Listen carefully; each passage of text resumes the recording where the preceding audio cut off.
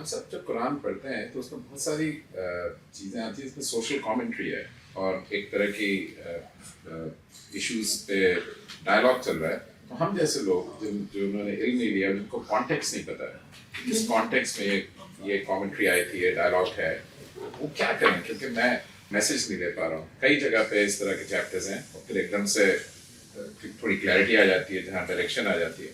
تو عام انسان ان جگہوں کیا کرے جہاں بہت لمبی ریپیٹیو کامنٹریز ہیں اور آپ کا علم ہے کہ یہ کیوں ہے، یہ کامنٹری ہے، مجھ پہ کیسے اپلائی کرتی ہے.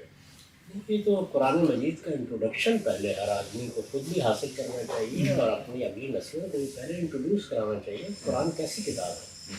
اسی لیے میں نے ایک پورا چیپٹر لکھا ہے اپنی کتاب میزان میں کہ ہم قرآن مجید کا پہلے تعارف کریں.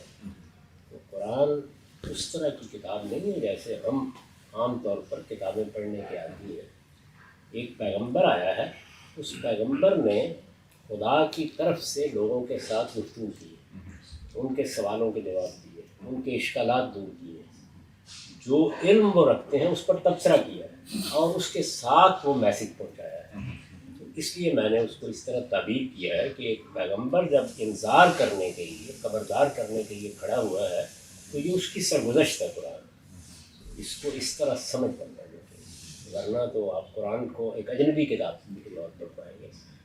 پھر ہم نے کوشش کی ہے، کیونکہ موجودہ زمانے میں لوگوں کے لیے یہ مشکل ہو گیا تھا کہ قرآن مجید کا ترجمہ اس طرح سے کیا جائے کہ وہ اس کو سمجھ سکیں. آپ دیکھیے میرا ترجمہ اب آپ کے پاس موجود ہے، امید ہے کہ آپ اس کو پڑھیں گے تو آپ کو یہ مشکل پیش ہی ہے. اس میں 2 صورتوں کا شروع میں تعارف ہوگا، بتایا جائے گا یہ صورت کس زمانے میں ہے، یہ اس کا مخاطب کون ہے، اس میں کس سے بات ہو رہی ہے، اس میں موضوع کیا ہے. یہ سامنے رکھ کے جب آپ پڑھیں گے تو زیادہ توقع یہی ہے کہ دقت کم ہوگی. تو اہل علم یہی خدمت کر سکتے ہیں.